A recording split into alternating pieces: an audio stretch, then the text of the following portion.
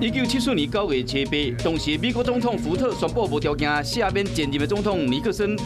水门案中的一切罪行。这件特赦引起真大争议，有人又讲这是两人之间的腐败交易。有人讲福特用这个方式和尼克森施政，伊家己会使做总统，但不到目前为止也无证据。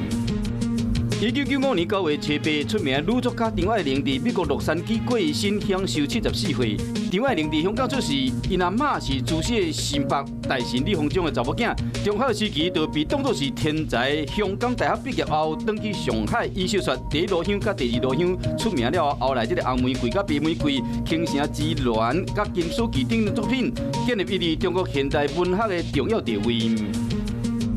中岛正是捌因为以色列对黎巴嫩实施2个月海空封锁，气氛真紧张。英国联合国维护部队透过海空运输和物资进入黎巴嫩，最后在2006年9月7日，以色列将这个黎巴嫩海空的控制权转交予各地维护部队，英国依然维持海上的封锁。